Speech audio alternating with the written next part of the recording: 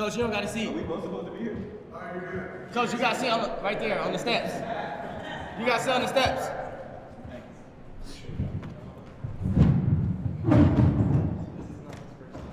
Javon Bennett had 15.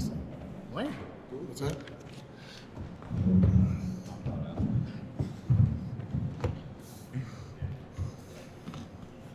All right. Well, the first home postseason game since '87 went quite well. It's our first trip to the NIT quarterfinals since '85, exactly 40 years removed. So we're just going to start with an opening statement from the coach, and then you guys can ask away. Really proud of the guys. That was a well-played game, I thought, on both sides. Credit to Dayton. They're a really good basketball team. They made shots and they execute, and they're tough and physical. And I thought we did a pretty good job of exceeding matching their physicality, and also playing well. So really proud of our guys. I thought it was a full team effort. I'm going to miss this guy here, and hopefully we're going to keep this guy here around for another year. But they both played outstanding, and we've been with them for a number of years. So great to see them playing their best basketball late. I thought they were both phenomenal. So one other thing, a shout out to the crowd. I mean, I thought that was awesome. We really appreciate everybody coming out in full effect. And that place, McKenzie Arena, the Roundhouse, got loud. And I think our guys appreciate it. I think they deserve it. But we are so thankful that everyone came out to support us. So hopefully we can keep it rolling.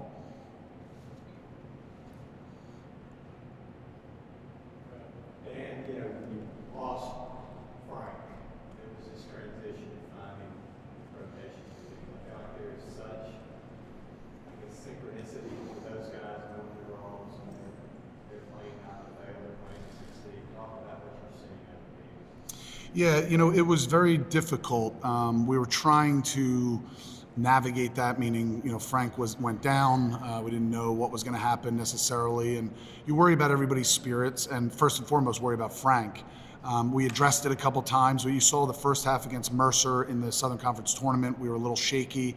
We, kind of played much better in the second half, and then just couldn't put it together against Furman. But we've had another, X amount of days, 5, 6, 7 days of practice. I think the three-headed monster, if you will, of Colin, who's really played outstanding.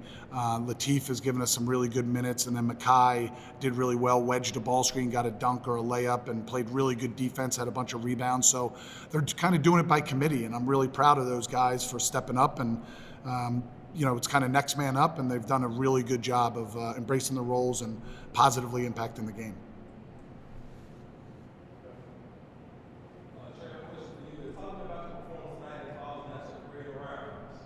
Yeah, I mean, it was a pretty good game to have for my last game here in McKenzie. We kind of got a joke that we never scored 20 points together, so it was. Is that cool. what you guys were doing? Yeah, we'll step back. No, I'm just kidding. So it was cool for both of us to have pretty good games. My last game here, so yeah, I'm just blessed to be able to play again. When we spoke after the NTSU game, we were not in the greatest of spirits.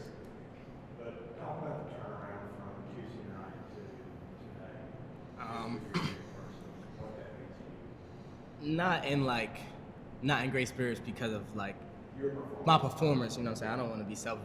We played a great game. Everyone stepped up in that game, but I feel like I didn't do what I needed to do to ensure that we got the win earlier on. We could have got it out the way 5 overtimes before that. So I was just mad at myself for that. So I think today my teammates encouraged me, the coaches encouraged me, and I think I encouraged myself, nevertheless, to just play your game. Like, that doesn't mean score. That doesn't mean, I think I got 4 assists today.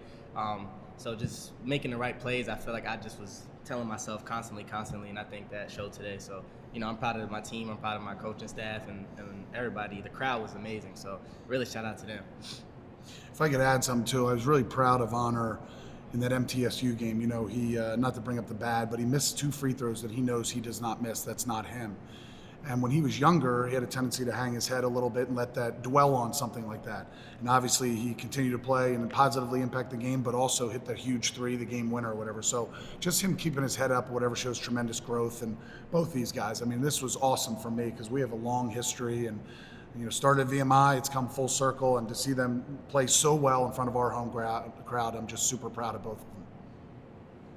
Yep. Honor, you say you're like brothers. It's easy to say and take away the memory, but what's one memory that you each take away from playing with each That's a tough question on the spot. That's a lot. Mine is definitely passing him the ball and just turning it around. I already know it's going in. I throw up the call me sign, the 3 sign. So it's a good feeling knowing that I got 100% confidence in him to make that shot every time.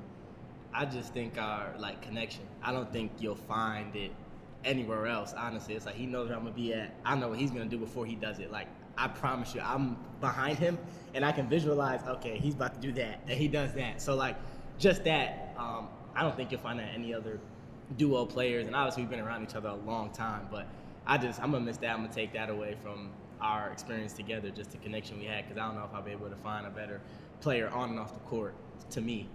That suits me as well as he does.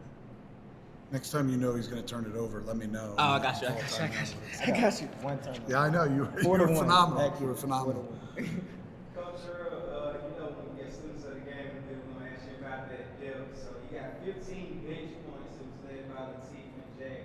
And a lot of fans don't see in the media time as Trey and they come and speak to those guys and coach them. Talk to me about that leadership from the bench. Yeah, I'm glad you brought that up. So we take a little time as coaches in timeouts. We've talked about that, right? The best teams are player-led teams. And I love walking into a huddle and seeing those guys talk to each other. And it's certainly these two, Bash and Garrison as well, Frank when he was playing, whatever, some of the older guys, obviously, but the leadership qualities that these two have. And, they've been through, it's a lot, right? It could be something strategic that goes on during the course of a game, but it also could be they've been in their shoes where sometimes you have a shorter leash as a freshman and something goes on and I'm yelling at them. You see somebody drop their heads. Those guys know how to pick those guys up and say, hey, next play, move on, So I'm really appreciative of their leadership skills. I think they've grown leaps and bounds in that department.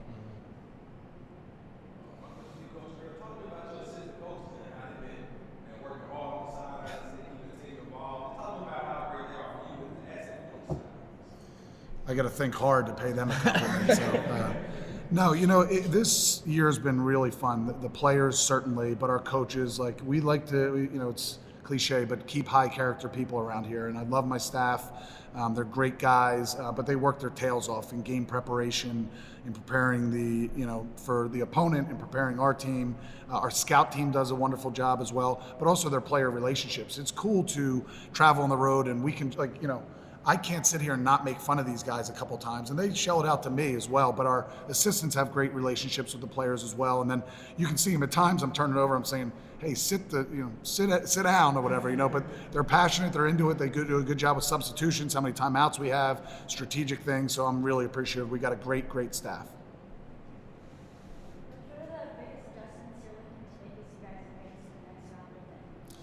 Yeah, that's a great question. I forget, it's George Mason and Bradley. Yeah, I'm sorry. The next round. So I don't know much about those opponents, although they're well coached and great programs. So it'll be another tough game. But I would say defensively, we just have to be, at times we relax a little bit or fall asleep a little bit or don't pay attention to detail. And when we've been at our best during the course of this year, our defense has been locked in. So we just got to keep from those lulls defensively because, offensively, we're a lot to handle. We move the ball, we play the right way, we get good shots, we're pretty efficient. So defensively, we have to be ready to go, and we'll see what we can do next time out. Appreciate it. Thank you very much. Fellas. Good job.